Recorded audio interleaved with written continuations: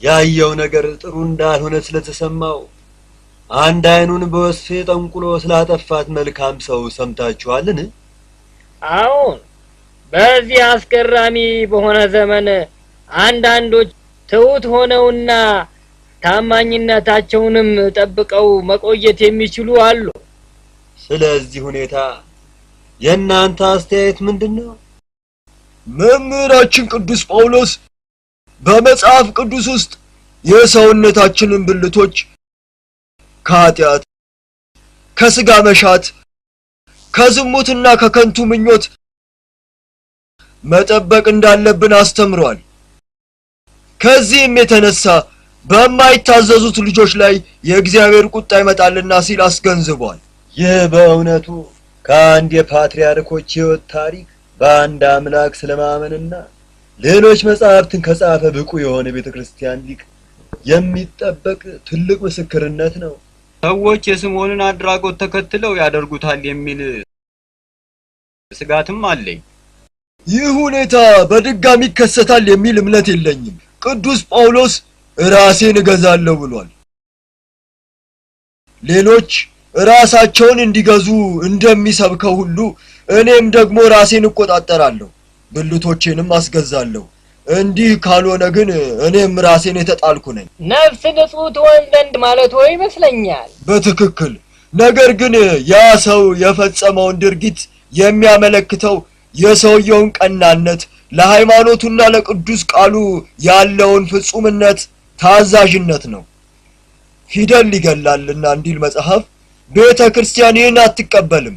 ምክንያቱም ጌታ ትእዛዛቱን በምሳሌ ሲሰጥ ቃል በቃል እንዲፈጸም ማዘዙ አልነበረም። ነገር ግን የሥጋ ፍላጎትን መቆጣጠርና መግታት እንደሚያስፈልግ ማስተማሩ ነበር። ቤተ ክርስቲያንም በ9 ሰዓት ጸሎት ላይ አቤቱ ጌታ ሆይ የሥጋ መሻታችንን እንገድል ዘንድ አስችለን በማለት እንድንጸልይ ታስተምረናለች። በነገራችን ላይ በሃይማኖታችን መካከል ስለተነሳው አከራካሪ ነገር ቤተክርስቲያናችንን በጥብቅ ስለሚመለከተው ጉዳይ አባ ሳዊሮስን መጥራት ሆን ገልጸውልን ነበር። ልክ ነው። ሁሉም የቤተክርስቲያን ችግሮች በአንድ አይን የሚታዩ እንደመሆናቸው በዚህ ጉዳይ አባ ሳዊሮስ ምን ሐሳብ እንዳላቸው መስማት ፈልጋለሁ። ቅዱስነቱ፣ ለትእዛዞ ዝግጁ ነኝ።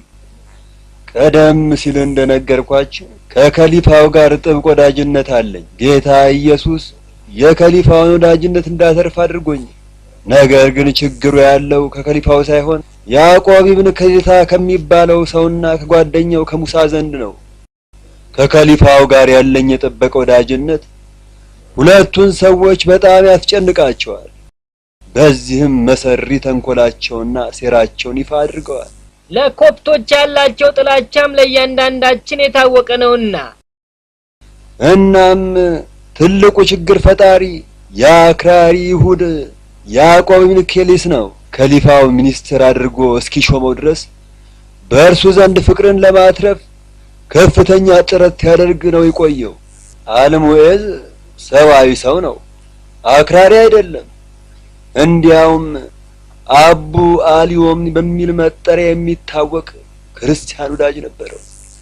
ይህ ሰው የንግድ ሚኒስትርነቱን ቦታ ኩዝማን የሚነጥቀው መስሎ ስለተሰማው ያዕቆብ ከዚህ ስጋቱ በመነሳት በክርስትናና በአይሁድ እምነት መካከል ሆን ብሎ ክርክር እንዲፈጠር ማድረግ ጀመረ። ለፍልስፍና፣ ለስነ መክንዮና ለሃይማኖት ነክ ምሁራዊ ክርክሮች አልሙኤዝ ምን ያህል ፍቅር እንዳለው ያዕቆብ ስለሚያውቅ ነው።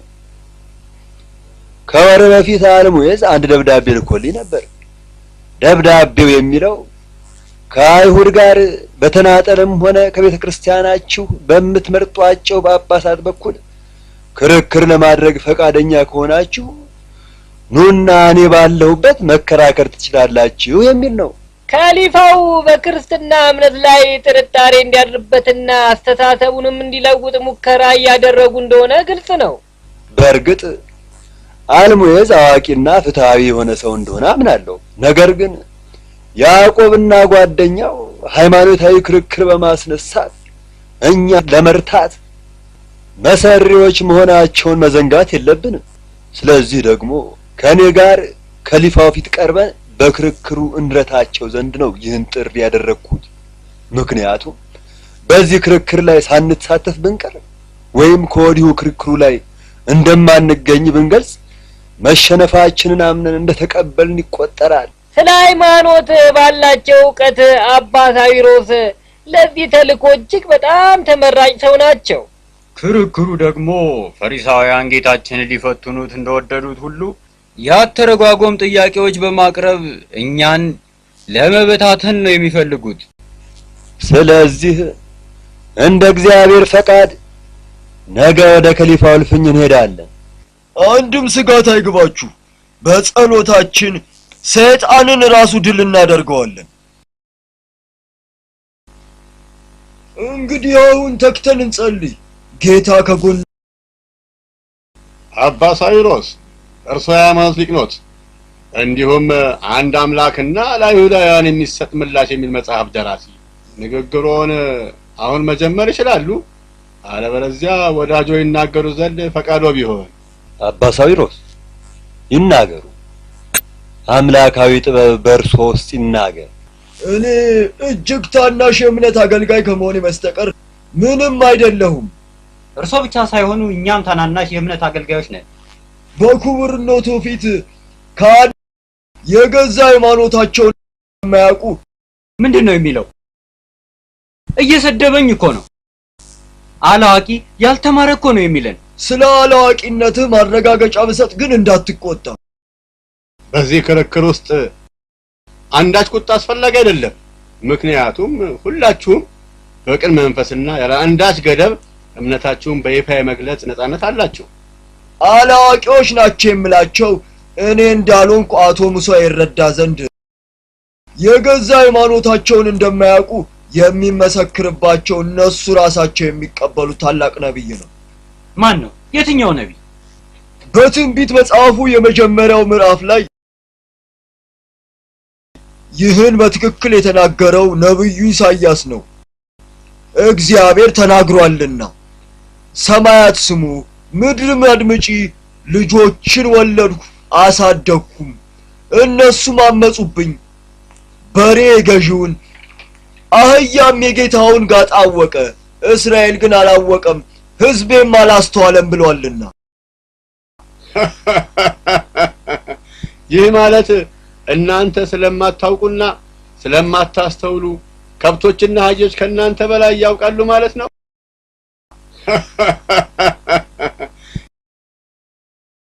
እነዚህ ቃላት ነብዩ ኢሳይያስ የተናገራቸው ናቸው። እኔ ከራሴ አንዳች ነገር አልተናገርኩም። እንስሳቱ ከናንተ የበለጠ እንደሚያውቁ የተናገረው ታላቁ ነብይ ነው።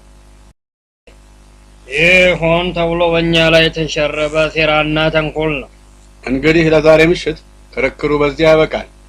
ስለዚህ እናንተ የራሳችሁ ነብይ በእናንተ ላይ መስከሩ እንጂ ሰውየው ከራሳቸው ምንም እንዳልተናገሩ ተቀበላችኋል።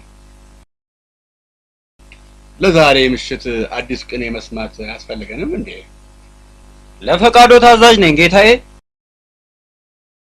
ክብር ምስጋና ለእግዚአብሔር ይሁን። እጅግ በተሳካ ሁኔታ ነው ያጠናቀቁት አባ ሳዊሮስ። የመንፈስ ቅዱስ እገዛና የእናንተ ጸሎት ነው ለዚህ ያበቃን።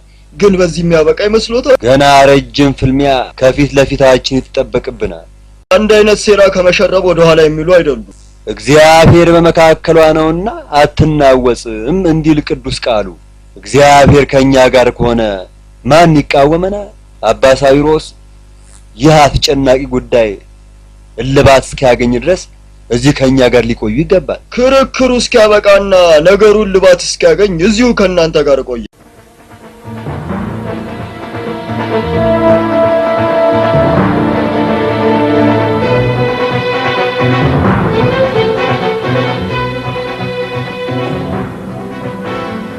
እኔ ስጋትና ጭንቀት የሚባል ነገርን አልወድም። እንድትተኛና እረፍት እንድታደርግ ራስን ዘና እንድታደርግ በጣም ፈልጋለሁ። ዳግመኛ እንዳያገግሙ የሚያደርጋቸው ምት እስካሳርፍባቸው ድረስ እንቅልፍ የሚባል ነገር በዓይኔ አይዞር። ይህ እንዴት ሊሆን ይችላል? ያ ያልተማረ አጃጅሎ ጉድ ሰራ። በፍጹም ልተኛ አልችልም። ትርፉ ቅዠት ነው የሚሆነው። እንድትተኛና እረፍት እንድታደርግ ራስህንም ዘና እንድታደርግሻለሁ። ቃሌ ነው። አዲስ ኪዳናቸውን ሳጠናና ስመረምር ነው የማድረው። አንድ ፍንጭ የሚሆን መግቢያ የሚሆንን ቀዳዳ እስካገኝ ድረስ በደካማ ጎናቸውን ገብቼ በአናታቸው ላይ ቤተክርስቲያናቸውን እስካፈርስ ድረስ በመጽሐፋቸው ውስጥ የሰፈረውን ሁሉ ገጽ በገጽ መስመር በመስመር ቃል በቃል ስበታትነው ነው የማድረው። ያ ያልተጠበቀ የመከራከሪያ ነጥብ ከየት እንዳመጣው ሊገባኝ አልቻለም። በእውነት ያላገጠብንና የተሳለቀብን መስሎ ነው የተሰማ። በሬ ገዢውን አህያ የጌታውን ጋጣ አወቀ። እስራኤል ግን አላወቀም፣ ሕዝቤንም አላስተዋለም። ይህ ማለት እኛ አይምሮ የሌለን ደደቦች ነን ማለት እኮ ነው። ባልጠበቅኩት ሁኔታ አጥምዶ ረቶኛል። ግን ልክ ነው ብለህ በከሊፋዊ ፊት መቀበል ነበረብህ። በእርግጥ ለመቃወምና ለመካድ አስቤ ነበር። ግትርና መንቻካ ተቀናቃኞች መካከል መቆሜን ስረዳ ተውኩት። በኋላ እንደምን በፊቱ ቆማለሁ ብዬ ፈርቼ ነው። በከሊፋዊ ፊት ረቢዎቻችን እንዲቀርቡ ትፈልጋለህ? በእርግጥ አልፈልግም። ታዲያ ማሳመኛ ዘዴ ምንድን ነው? ወሳኙ ነገር የመጨረሻው መደሰታችን መሳቃችን ነው። የገዛ ቤተክርስቲያናቸውን ጭንቅላታቸው ላይ መፈረካከስ የሚያስችለንን ቀዳዳ እስክናገኝ ድረስ የመጽሐፋቸውን ውስጥ ምስጢር በመበርበር እንመረምረዋለን። ይህ የሚቻልህ የሚስማማ ከሆነ ወደ ቤተ መጻሕፍት እንግባ።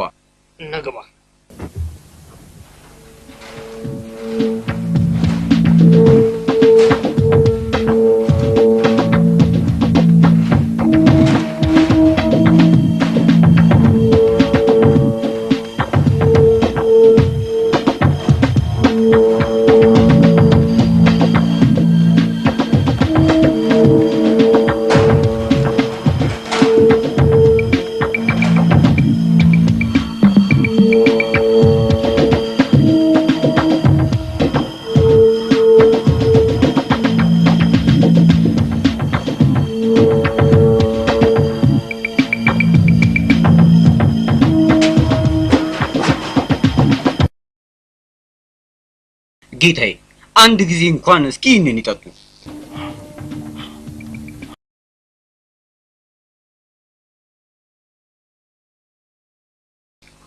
አንዲት ነገር እንኳን አላገኘንም። ማስጨነቅ አልሻም ነበር ክቡር ሚኒስትር። አጉል ተናገርክ ብለኸኝ ከባድ ራስ ምታት ነው የሰጠኸኝ። እባክህ ይህንን ጉዳይ ለኔ ብቻ ትተህልኝ አንተ እረፍት እንድታደርግ ቅድምም ነግሬሃለሁ እኮ። ያንተ ልዩ ተሰጥኦና ችሎታ ንግድ ነው። ስለ ሃይማኖት ትምህርት ጉዳዩን ለኔ ተወው። ጥበበኛው አባ አብርሃም አባ ሳዊሮስን መርጧል። እንግዲህ እኔና ሳዊሮስ እንገናኛለን። መጽሐፍቶቻቸውን በሙሉ ከቶ በማይነቃነቅ ጠንካራ አለት ላይ እንደታነጹ ህንጻ ናቸው። እባክህ በፍጹም ሊሆን አይችልም። የምን የማይነቃነቅ ጠንካራ አለት ነው እሱ? እንዲህ እያልክ አታበሳጨኝ። የገሃነም ደጆች ሊቋቋሙት የማይችሉት የተሰጣቸው ቃል ኪዳን አላቸው። ቃል ኪዳኑ የሚገኘው በእነርሱ መጽሐፍ ውስጥ እንጂ በእኛ መጽሐፍ ውስጥ አለመሆኑን ነው። የፈለገ ቢሆን የገሃነም ደጆች ሊቋቋማቸው ባይችሉ እኛ ከዚህ ከገሃነም ደጆች የበለጠ እጅግ ጠንካራ መሆን እንችላለን። እንዳንተ በራስ የመተማመን መንፈስ ቢኖረኝ ደስ ይለኝ ነበር። አንተ አስቀያሚ መልከ ጥፉ ሰውዬ፣ አንተ ውብ መልከ መልካም ማለቴ ነው። ክቡር ሚኒስቴር ካንኩት ጥበብና ችሎታ ነው። ልክ ነህ። አንዴ በኢሳይያስ ቃል አስደንግጠውኛል። ነገር ግን ይህ ካሁን በኋላ በፍጹም አይደገምም። ባልጠበቅኩት መንገድ ረድተውናል። ከነ ተከታዮቻቸው ቆለላቸውን ነው የምንገፋው። እንደዚህ ማድረጉ ትክክል ይመስለኛል። አለበለዚያ በከሊፋዩ ዘንድ ያለንን ተደማጭነትና የክብር ቦታ ማጣታችን ነው። ውጩ ደግሞ በጣም ይበርዳል። አሁን አይንህ እንዴት ነው? ሩቅ መንገድ ሄጄ ነበር። እናም ከመንገዴ ስመለስ ስላንተ ነገሩ። ክብርና ምስጋና ለጌታ ይሁን። በእርሱ ብርሃን ነው ያለው።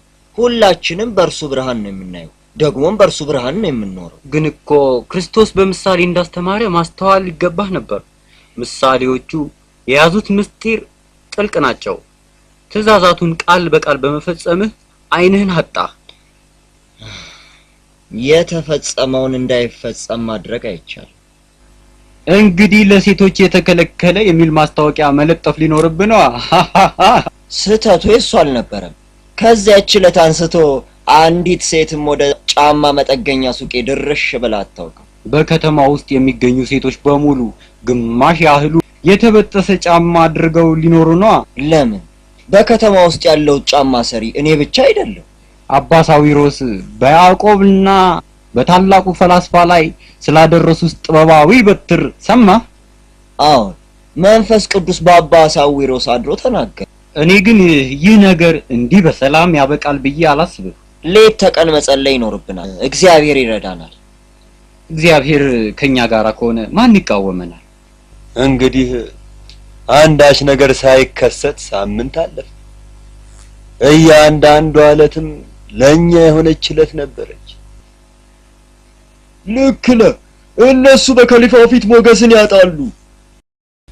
ከሊፋው ደግሞ ምክንያታዊ ተጨባጭ የሆነ ነገርና ጥበብን አጥብቆ እንደሚወድ የታወቀ ነው። ግን የእነዚህ ሰዎች ዝምታ ከማዕበሉ አስቀድሞ የሚታየው ጥልቅ ጸጥታና መረጋጋት ይመስለኛል።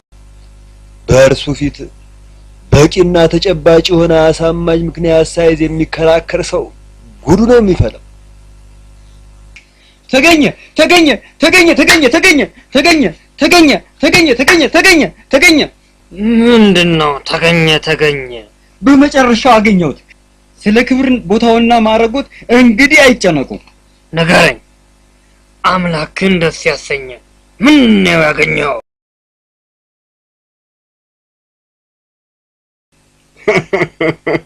በተጨባጭ ምክንያት ላይ የተመሰረተ አሳማኝና የሁሉንም ትኩረት የሚስብ ክርክር እንደሚሆን መመስከር እችላለሁ። ለታማኝነትና ለእርግጠኝነት ጠንካራ ግምት ስለምንሰጥ ይሄው ቃላችንን ጠብቀናል። ከታማኝነትና ከእርግጠኝነት የበለጠ ምንም ነገር የለም። ክርክሩን ማድረግ እንኳን አልሻም ነበር፣ ግን ግድ መሆን ስላለበት ነው የምከራከረው። በክርስቲያኖቹ መጽሐፍ ቅዱስ ውስጥ አንድ የማይመስል ነገር አግኝተናል።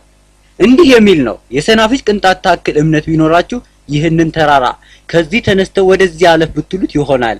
እንግዲህ አስቡት፣ የሰናፍጭ ቅንጣትና ተራራን የሚያስነሳ ሰው ተራራን ያህል ግዙፍ ነገር ከዚህ ተነስተው ወደዚህ አለፍ ብትሉት ይሆናል፣ ይንቀሳቀሳል ነው እኮ የሚለው።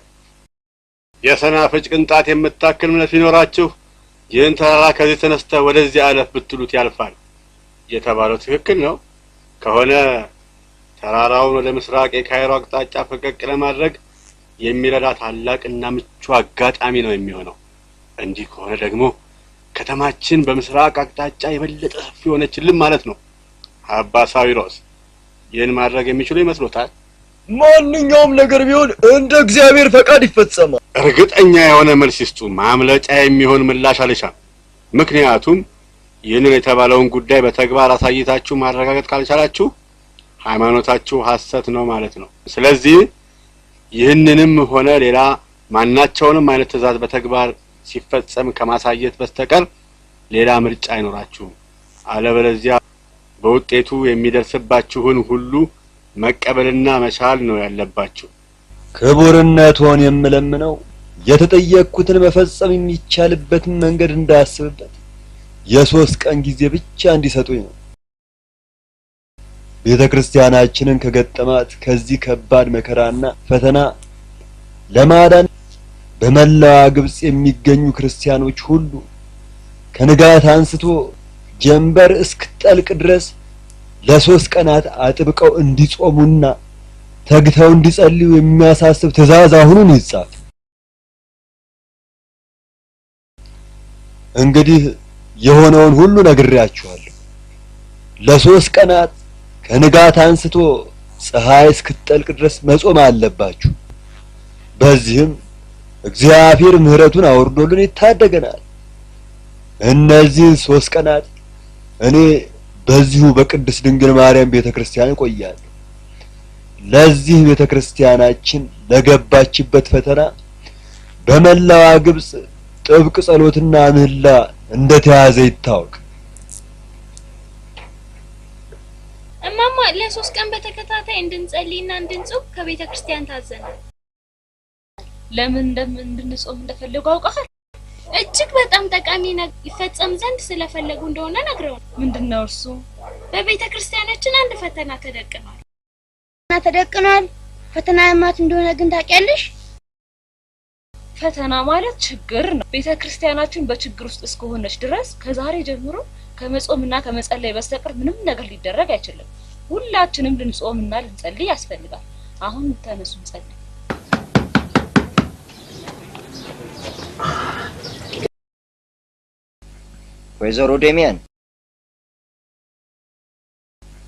ወይዘሮ ዴሚያን እንደምን ሰነበቱ?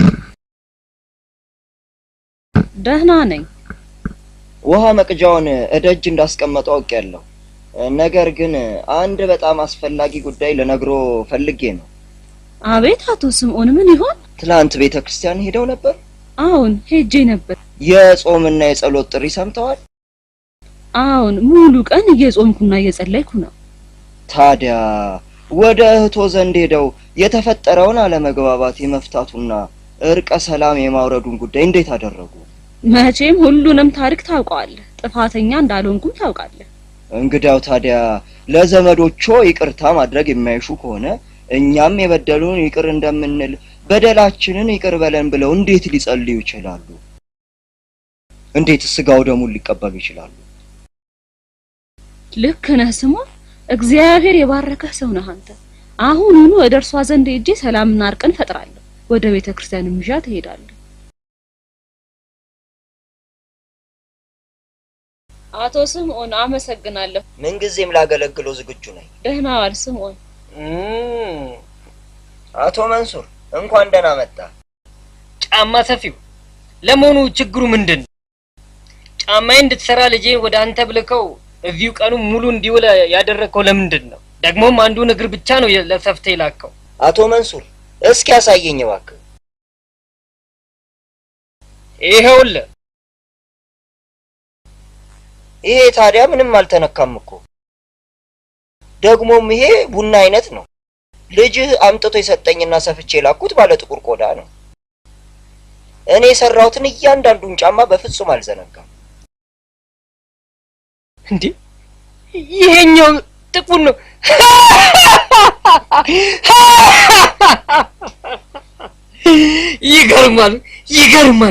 ይገርማል።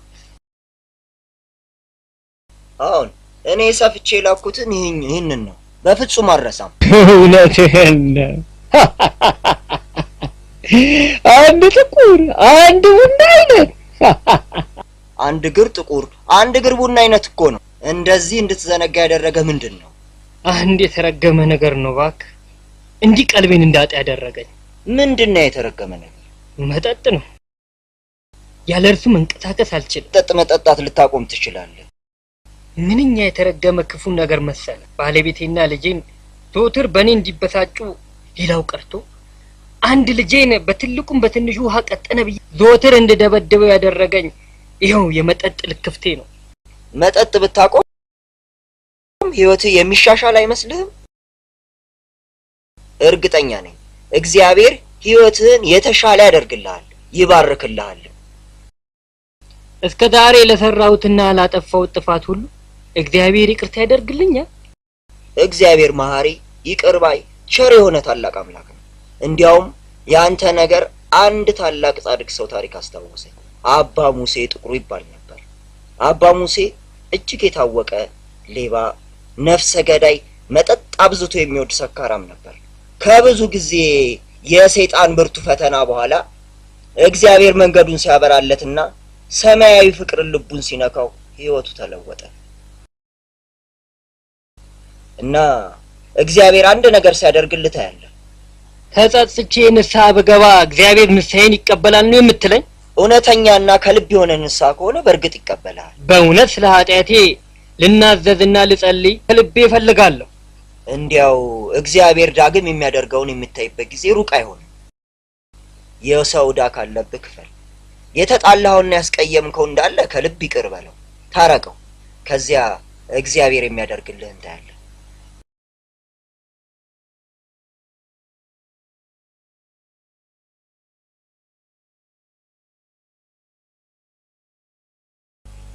ምን ነው? ምን ነካሽ? ሳትጠጣ በጊዜ መግባት ነገር በጣም ገርሞኝ ነው። አባዬ አላመመህም አይደል? አላመመኝም። መጠጣትና መስከር ትቼ ወደ ድሮ እኔነቴ ተመልሻለሁ። ከመቼ ጀምሮ? ከዛሬዋ ዕለት ጀምሮ። ክብር ምስጋና ይግባሽ ቅድስት ድንግል ማርያም። አንድ ነገር ብነግርሽ መቼም አታምኚኝም። ንገረኝ። ብዙ ጊዜ ብዙ ነገር ስትነግረኝ የለ እንዴ? እግዚአብሔር መጠጥን እርግፍ አድርጌ እንድተው አደረገኝ። ይህ በእርግጥ የሚቻል ነው? አባባ እውነትህን ነው? አዎ፣ በአንድ መልካም ሰው አማካይነት መጠጥ መጠጣትን እርግፍ አድርጌ ለመተው ችያለሁ። እግዚአብሔር ይባርከው። ማን እንደሆነ ባላውቅም ስለርሱ ዘወትር እጸልያለሁ። በደንብ ታውቂዋለሽ። ማን ይሆን? ባወኩትና ሄጄ እግሩን በሳም። እርሱ እንደሆነ ማንም ሰው እጁንም ሆነ እግሩን እንዲስምለት የሚሻ ሰው አይደለም። ሰውየው ማን ነው አባባ? ስምዖን ጫማ ሰፊው፣ እግዚአብሔር ባረከው ሰው። እግዚአብሔር ረጅም ዕድሜ ይስጠው፣ ስራውንም ይባርክለት። ጸልዩለት። በእውነት እሱ ከታላቅ ቅዠት ውስጥ አውጥቶኛል። በልቤም ውስጥ የነበረውን ጭንቀት አስወግዶልኛል። እኔ ራሴ ሄጄ ምስጋናዬን አቀርብለታለሁ። ኧረ እባክሽ ዝም በይ። ጎረቤቶቻችን ሲሰሙ ምን ይላሉ? ቤተክርስቲያናችን በታላቅ ችግር ውስጥ እንደሆነች ፓትርያርኩ ተናግረዋል። እናም ህዝቡ በሙሉ ለ3 ቀናት እንዲጾምና እንዲጸልይ ይፈልጋሉ። እግዚአብሔር ከዚህ ፈተና የምንወጣበትን መንገድ ያሳየናል። ኃጢአታችንንም እንናዘዝ፣ ከቅዱስ ቁርባኑም እንካፈል። ችንና ልመናችንን ሰምቶ ይቅር ይለናል። እኔም ቤተክርስቲያን ከሄድኩ ብዙ ጊዜ ሆነኛል። ከዛ በፊት ግን ፋርሃ አንድ ነገር እንድታደርግልኝ ይፈልጋል። ለምትጠይቀኝ ነገር ሁሉ ታዛዥ ነኝ የኔ ወድ። ወደ ቤተክርስቲያን ከመሄዳችን በፊት እህትሽን ሄደን ልንጠይቃት ይገባል።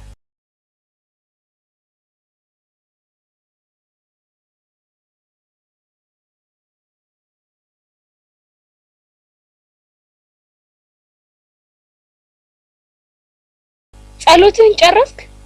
በቀኑ ሻማ ለኩሰ ቤቱን ቤተ መቅደስ አስመስለህ የለም እንዴ? አሁን አንተ መጸለይ እንዳለብን ነግረውናል። ጸልይ። ቤተክርስቲያናችን በከባድ ፈተናው ስለሆነች። የምን ፈተና? ምን ችግር ገጠማት? አልነገሩንም። እንግዲያውማ ችግሩ ምን እንደሆነ ስትሰማ ትነግረኝና እኔም ካንተ ጋር አብሬ እጸልያለሁ። እማማ አንቺስ ለምን አትሄጂም? እሺ በኋላ እሄዳለሁ። የግድ አብሬ ካንተ ጋር መሄድ አለብኝ? አሁን ስራዬን ልጨርስ። አንተም በል ሂድልኝ።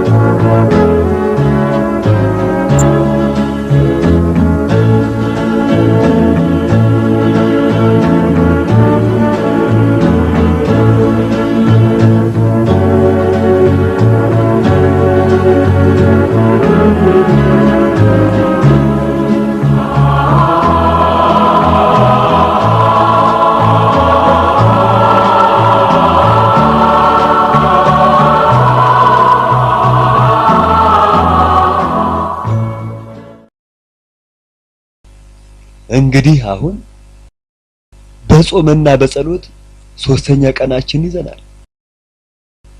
ለ3 ቀናት በመቅደስሽ ቆዩ።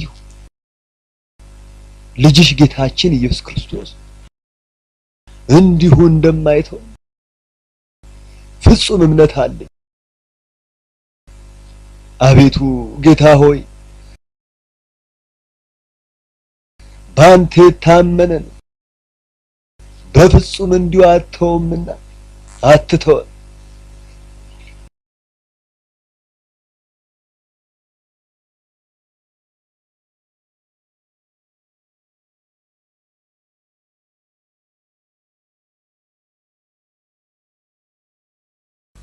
የልጄ የኢየሱስ ክርስቶስ ሰላም ይብዛላችሁ።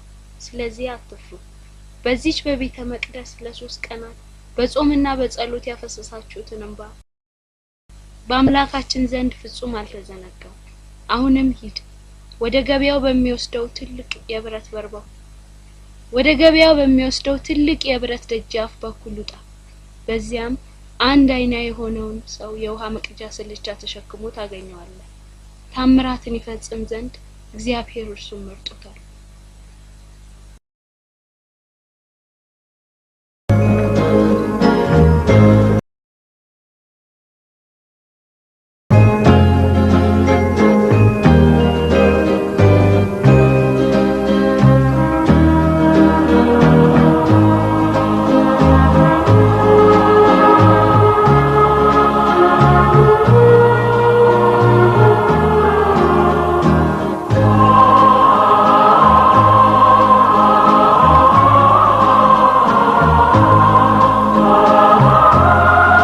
ሰላም ለእርሱን ቅዱስ አባታችን። እንደምን ሰንብተሃል የኔ ልጅ? እግዚአብሔር አምላክ ይመስገን። ና ከኔ ጋር ተከተል። እኔ አንድ ምስኪን ሰው ነኝ። ስምህ ማን ይባላል? ስምዖን ነው አባቴ። ውሃ ቀጂው አንተ አይደለህ? ምን ጫማ ሰፊ ነኝ አባቴ። አሃ አይንህን በወስፍ ያወጣኸው አንተ አይደለህ? ምን እኔ ልጅ እግዚአብሔር ይባርክ። ና ተከተል። ሁሉ ይፈጸም ዘንድ እግዚአብሔር አንተን መርጧል። አሁንም በእመቤታችን ቅድስት ድንግል ማርያም አማላጅነት ታላቅ ተአምር በአንተ እጅ ይከናወናል። በእኔ እጅ? እኔ አንድ ከንቱ ኃጢአተኛና የማረባ ሰው ነኝ። እባክዎ አባቴ ይቅርታ ያድርጉልኝ። እንዲህ አይነቱን ነገር ከቶኑ ማድረግ አይቻለኝም። ይህ የጌታችን ትእዛዝ ነው። እመቤታችን ቅድስት ድንግል ማርያም ስለዚህ ልኳል።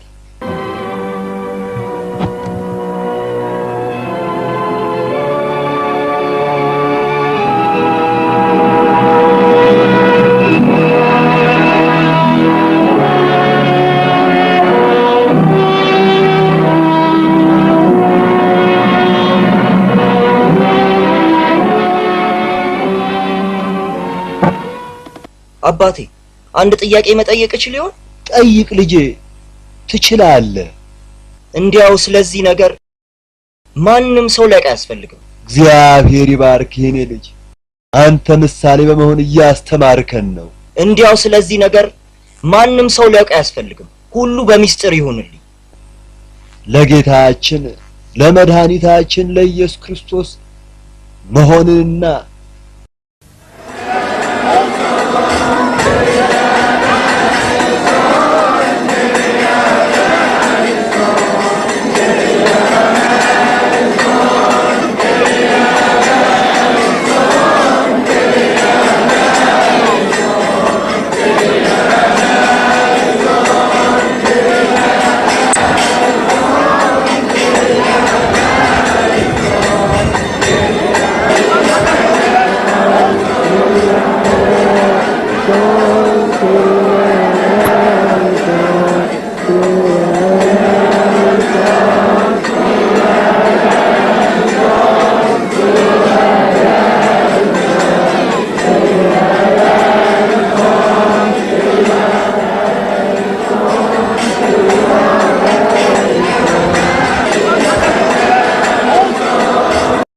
እነዚህ ሰዎች እያረጉ ያሉትን ነገር የሚታመን ይመስልሃል?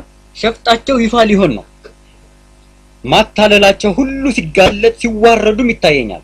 ዝም በላቸው። እንዳሻቸው ይሆኑ የማይቀርላቸውን ታላቅ ውርደት ይከናነባሉ።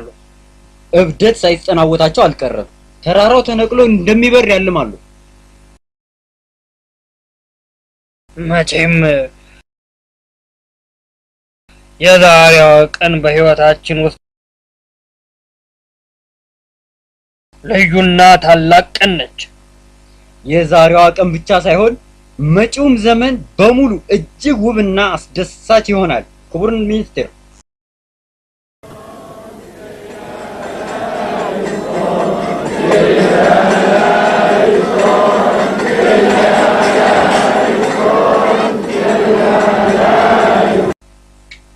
ለመሆኑ ይሄ ኪርያላይሶን የሚሉት ቃል ትርጉሙ ምንድነው? የአስማት ቃል ነው እንዴ? የኩብቶች ቃል ነው። ትርጓሜውም ጌታ ሆይ ማረን፣ ይቅር በለን ማለት ነው። ስለምን ምህረትና ይቅርታ ይለምናል? እርሶን ስለዋሹ ይሆናላ። የእርሶን ውድና ወርቃማ ጊዜ በከንቱ ስላባከኑ የበደላቸውና የወንጀላቸው ብዛት ምን ያህል ከባድ እንደሆነ በደንብ ያውቃሉ። እንዴ ከሆነማ የሚገባቸውን ቅጣት ይቀበላሉ። አይደለም በእውነት በህልማቸውም እንኳን ቢሆን ተራራን ቅንጣት ታክል እንኳን እንደማያንቀሳቅሱ ጠንቅቀው ያውቃሉ። ማንም ቢሆን በኔ ላይ አሾፋለሁ ብሎ ሊያስብ አይችልም። ለእያንዳንዱ በደላቸው ካሳ ይከፍሏታል። ክቡርነቶ የሚገባቸውን ቅጣት ሊቀበሉ ያስፈልጋቸዋል። ለማንኛውም ከጥቂት ደቂቃዎች በኋላ ሁሉም ነገር ይከሰታል።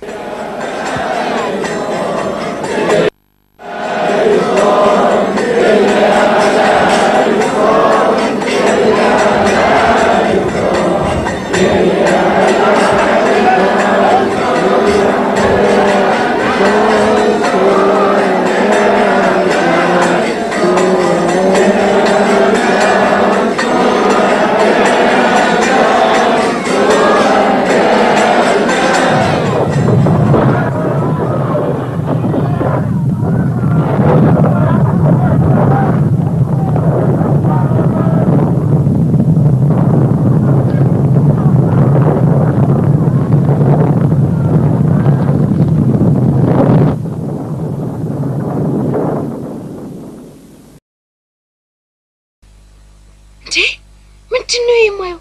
በስመ አብ ወወልድ ወመንፈስ ቅዱስ አሐዱ አምላክ። ኃይለ እግዚአብሔር ነው።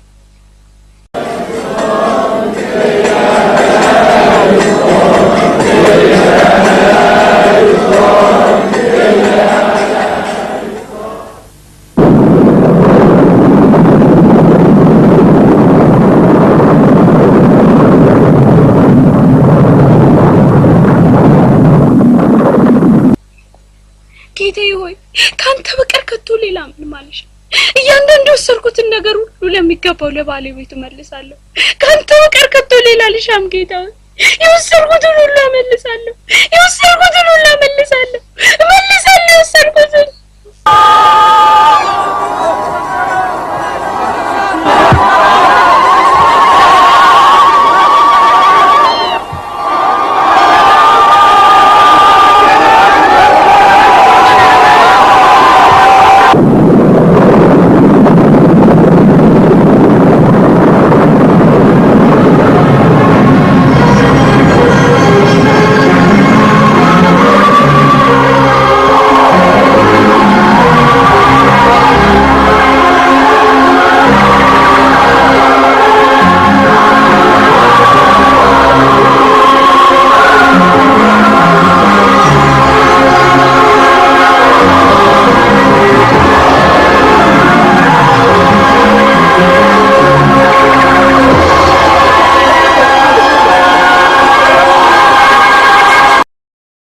ይበቃል። አባ አብርሃም እግዚአብሔር ሁሉን ቻይ ነው። ስሙ የተባረከ ይሁን። ወይስ ከተማዋ ጭራሽ ግልብልጣ ይውጣ? የከሊፋው ትእዛዝ ሊፈጸም ይገባዋል። ለበላዮቻችን እንታዘዘን እግዚአብሔር አዟል። እምነታችሁና ሃይማኖታችሁ በእርግጥ እውነተኛ እንደሆነ አረጋግጣችኋል። ለኔ የሚታየኝ ነገር እንታያለ? አዎን እያየሁ ነው። ልክ በህልም ዓለም ያለው መስሎ ነው የታየኝ። እዚህ በአካል ተገኝቶ ባያይ ኖሮ አንድም ሰው ይህንን ታምር አምኖ መቀበል ባልቻ። ራሴን ስቼ ልወድቅ ምንም አልቀረኝም ክቡር ሚኒስቴር። ጉልበቴ እየከዳኝ ነው፣ ሰውነቴ ሁሉ እየራደ ነው።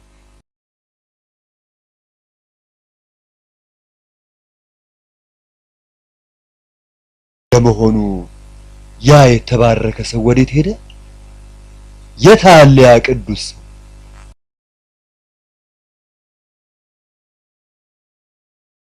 ጌታ ሆይ ክብር ምስጋና ላንተ ይገባሃል። አቤቱ ጌታ ሆይ አንተ የፍቅር አምላክ የተአምራቶች ሁሉ ባለሟል ስለታመነው ቃል ኪዳንህ እናመሰግንሃለን። በዓለም ታምራትና እውነትን ስለገለጥክልን ስላስተማርከንም እናመሰግንሃለን። የእምነትን የጾምንና የጸሎትን ጽናትና ጥንካሬ ስለሰጠህን እናመሰግንሃለን። አቤቱ ጌታችንና አምላካችን ሆይ የእውነተኛ እምነት መገለጥን ስለሰጠህን እናመሰግንሃለን።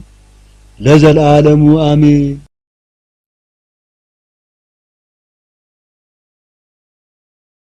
አባ አብርሃም የሚፈልጉትን ሁሉ መጠየቅ ይችላሉ። እግዚአብሔር አምላካችን ረጅም እድሜና ጤና እንዲሁም ክብር ይስጥህ። አልሞኤዝ ቃሉን የሚያጥፍ አይደለም። ስለዚህ የፈለጉትን ሁሉ መጠየቅ ይችላሉ። ለመፈጸም ዝግጁ ነኝ። በባቢሎን የሚገኘውን የቅዱስ መርቆሬዎስ ቤተክርስቲያን ማደስ እንችል ዘንድ ፈቃድህ ይሆን ዘንድ እንጠይቃለን። ደግሞም ሌላ ጥያቄ አለኝ። በተራራው ላይ የምትገኘውን ቤተክርስቲያናችንን ግድግዳ ማደስ እንሻለን።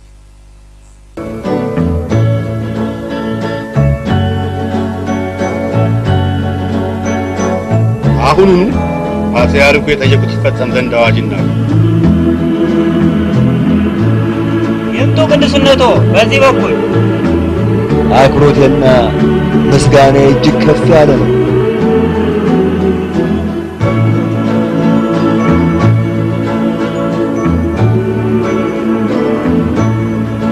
በአልሙካታም ተራራ ያታምር ከተፈጸመ ጊዜ ጀምሮ አንዳችም መልእክት ከእርሱ ዘንድ አልደረሰኝም። ምናልባት በእኔ እጅግ ተናዷል የሚል ስጋት ገብቶኛል። ስለዚህ ከጭንቀቴ ለመዳን ስል ያለ እርሶ ፍቃድ ወደዚህ መጥቻለሁ። የተለየ ነገር ከሌለ በቀር ለማንም ሰው የጥሪ መልእክት እንደማላስተላልፍ አሳምረህ ታውቃለህ።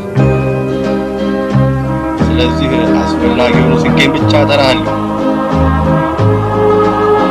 መሄድ እችላለሁ ክቡርነቱ?